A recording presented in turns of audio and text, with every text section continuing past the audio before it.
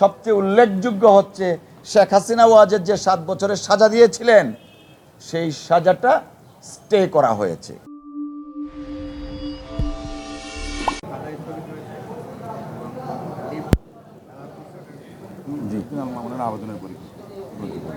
অসংখ্য ধন্যবাদ।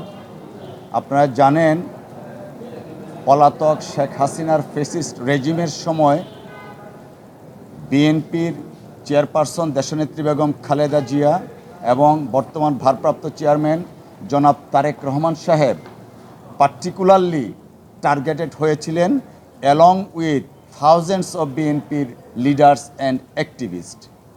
সেই টার্গেটের অংশ হিসাবে অর্থাৎ পলিটিক্যাল স্কিমের অংশ হিসাবে জনাব তারেক রহমান সাহেবকে রাজনীতি থেকে আউট করার জন্য শেখ হাসিনা ওয়াজেদ বিভিন্ন পথ অবলম্বন করছিলেন।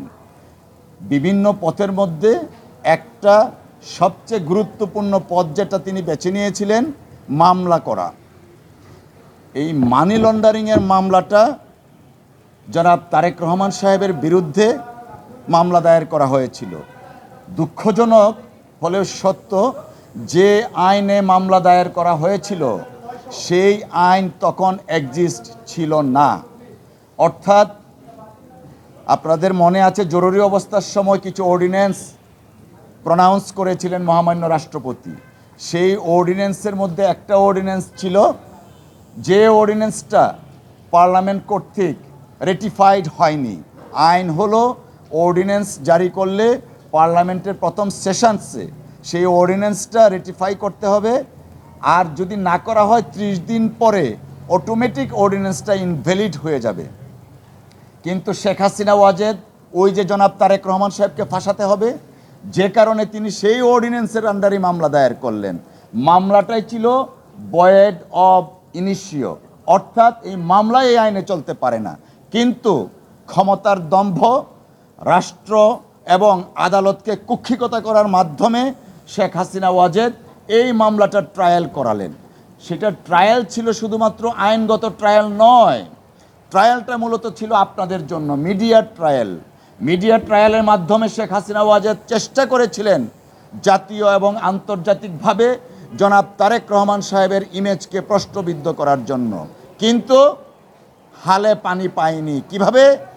যখন এই মামলা 2011 সনের রায় হলো, সেই রায়ের ট্রায়াল কোর্টে যিনি বিচারক ছিলেন মোতাহার হোসেন সাহেব, তিনি কাগজপত্র দেখে দেখলেন কিছুই নেই জনাব তারেক রহমান সাহেবের বিরুদ্ধে, যে কারণে জনাব তারেক রহমান সাহেবকে বেকসুর খালাস করে দিয়েছিলেন।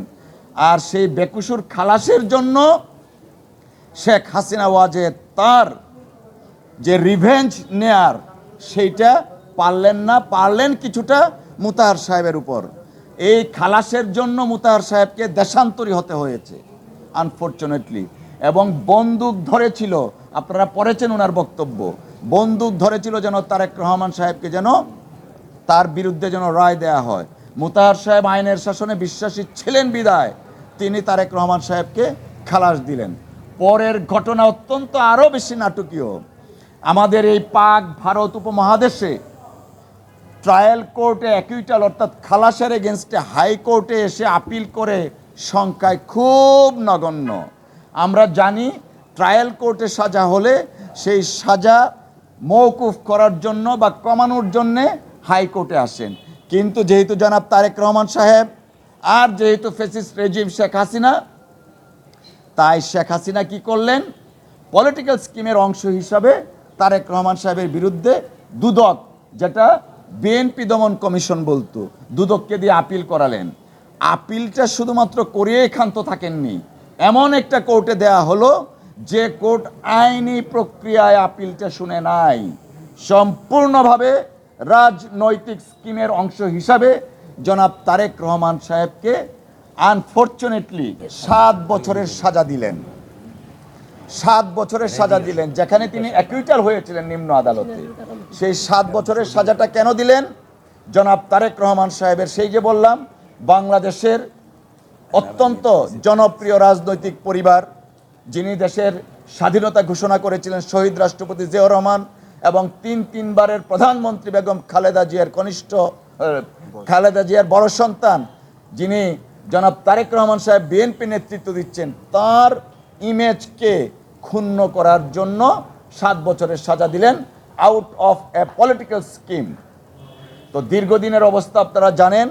আজকে মহামান্য অ্যাপিলেট ডিভিশনের পূর্ণাঙ্গ বেঞ্চে মাননীয় আদালত শুনেছেন। এই অ্যাপিলের এগেনস্টে আমরা গিয়েছি, অ্যাপিল লিভ দিয়েছেন আমাদেরকে, এবং আগামী 31 ডিসেম্বরের মধ্যে কনসাইজ স্টেটমেন্ট আমাদেরকে এবং দুদককে দাখিল করতে বলেছেন। আর সবচেয়ে উল্লেখযোগ্য হচ্ছে শেখ হাসিনা ওয়াজেদ যে 7 বছরের সাজা দিয়েছিলেন, সেই সাজাটা স্টে করা হয়েছে। এই মামলায় 2 জন আসামি, 2 জনের ক্ষেত্রেই 2টি আপিলে সাজা স্টে করা হয়েছে।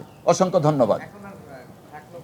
রহমান সাহেবের তার কণ্ঠরোধ করার জন্য, বিএনপিকে যেন তিনি নেতৃত্ব দিতে না পারেন, সুসংগঠিত করতে না পারেন, ফেসিবাদকে যেন উৎখাত করতে না পারেন, শেখ হাসিনা অনেক মামলা দিয়েছেন। আমাদের হিসাব মতো প্রায় 84টা মামলা। এর মধ্যে অধিকাংশ মামলায় আইনি প্রক্রিয়া খারিজ হয়েছে, বাতিল হয়েছে। পরবর্তী যেগুলো আছে, জনাব তারেক রহমান সাহেব একটা কথা বলেছেন, তিনি আইনি প্রক্রিয়ায় মামলাগুলো নিষ্পত্তি করতে চান। ওনার যারা আইনজীবী আছেন, ওনারা চেষ্টা করছেন প্রচলিত আইন, নিয়ম এবং সাংবিধানিক অবস্থার অনুচ্ছেদের আলোকে ওনার প্রত্যেকটা মামলায় নিষ্পত্তি করার জন্য আমরা প্রচেষ্টা চালাচ্ছি। জনাব তারেক রহমান সাহেব দেশে ফিরবেন। উনি সারা বাংলাদেশের মানুষ যারা অপেক্ষা করছেন, বিএনপির শত সহস্র নেতাকর্মী অপেক্ষা করছেন ওনার জন্য, এই অপেক্ষা অনুভূতির প্রতি তিনি শ্রদ্ধাশীল। ওনার দেশে ফেরাটা উনি যথাসময়ে প্রয়োজনীয় সিদ্ধান্ত নেবেন। ধন্যবাদ।